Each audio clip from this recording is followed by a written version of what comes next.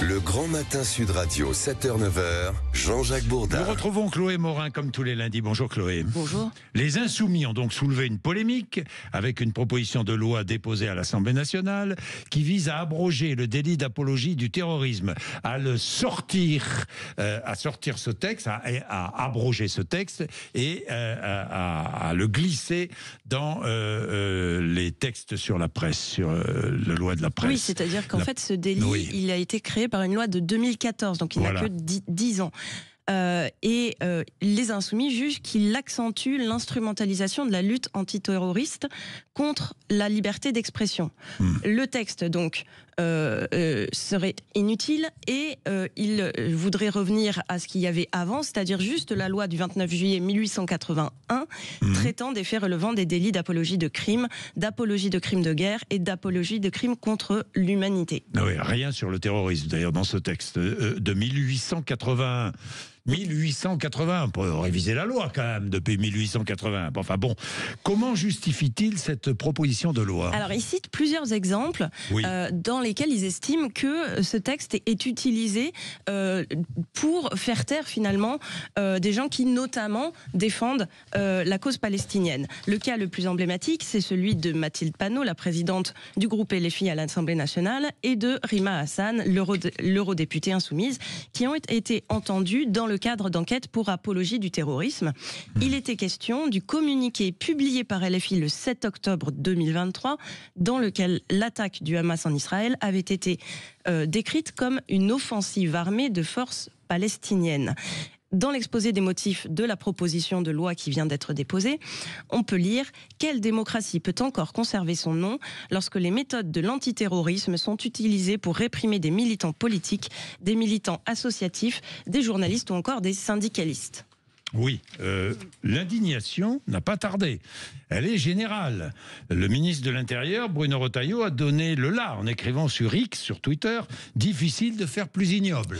Je cite quelques exemples de gauche à droite parce que l'indignation a été effectivement générale. Olivier Faure dit « Il est impératif de protéger les libertés publiques, mais aussi de protéger les Français du fanatisme et des appels à la violence et la haine. » Gabriel Attal s'est empressé de demander à la gauche non LFI « Saurez-vous vous désolidariser clairement de cette proposition de loi et défendre ainsi nos valeurs ?» Et Laurent Wauquiez y va franchement. LFI est complice de ceux qui menacent notre pays. Tous pointent la stratégie électorale incendiaire de LFI qui est bien connue. Elle vise la captation de l'électorat musulman des quartiers. Et il s'agit ici, une fois de plus, de pousser la montée aux extrêmes en installant en quelque sorte un face-à-face avec le RN et en faisant comme si entre LFI et entre le RN, il n'y avait plus d'autre choix possible. Alors, pour se défendre, les Insoumis, parce qu'il faut être honnête et donner les arguments des uns et des autres, citent Marc Trévidic, l'ancien juge antiterroriste, réputé sérieux. Il ne faut pas croire ce qu'il dit. Que dit Marc Trévidic ? Alors, dans une interview à l'Humanité, qui y a quelques semaines, il avance qu'un simple tag de soutien à la Palestine vous fait encourir de la prison aujourd'hui. Donc il faut souligner que lui était pour durcir la loi jusqu'en 2014 et que aujourd'hui il a changé d'avis compte tenu de ce qu'il constate sur le terrain. Et donc est-ce que c'est vrai, est-ce que c'est faux ? Moi j'ai interrogé certains avocats qui disent qui donnent plutôt du crédit à la parole de Marc Trévidic. Le problème, c'est que, et c'est ça le premier drame à mon avis de cette polémique, c'est que dans ce débat, LFI est tellement incendiaire dans sa manière de procéder qu'il nous oblige à nous indigner avant même d'avoir regardé les faits. Et au lieu d'essayer de faire partager un constat, peut-être ont-ils raison sur le fond, sur certains points, peut-être qu'il y a des amendements qui sont utiles, mais cette manière-là d'entrer dans le débat, qui est une manière politicienne et complètement, conflictuelle, fait qu'on n'aura jamais ce débat et que finalement, on ne regardera jamais si, oui ou non, il y a besoin d'ajuster à la marge la loi. C'est une vraie remarque, non ? Ah oui, la remarque de Chloé. Oui, bien sûr, la volonté de créer la polémique. Il y a ça. Je pense que LFI aujourd'hui vit beaucoup avec le buzz. D'ailleurs, je me demande si en lançant cette polémique, ça n'évite pas aux députés LFI d'avoir à parler du cas de Boualem Sansal, l'écrivain algérien. C'est une bonne remarque.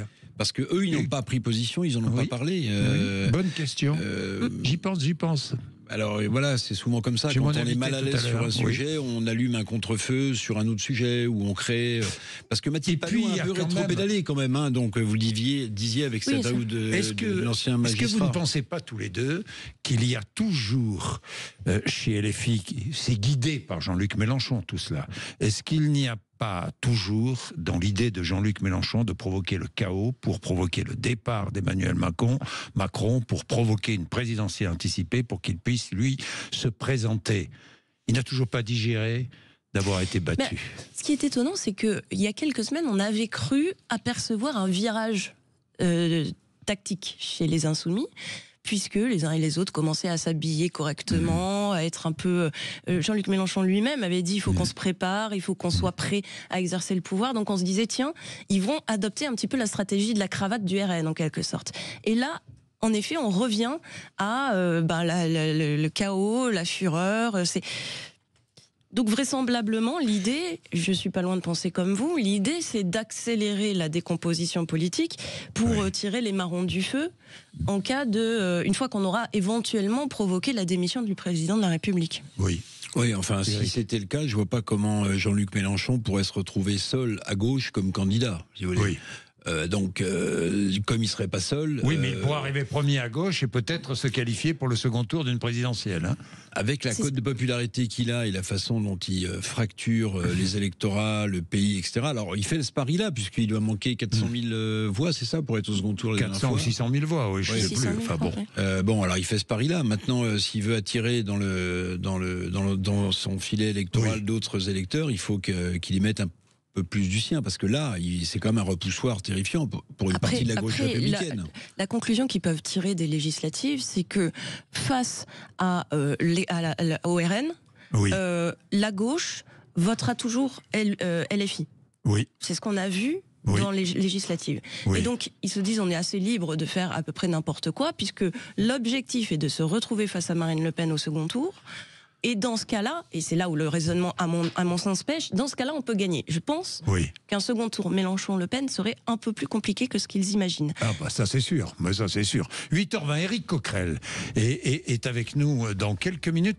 Nous poserons des questions précises et claires et nous irons au fond du sujet avec lui. Il est député LFI de Seine-Saint-Denis, président de la commission des finances de l'Assemblée nationale. À tout de suite.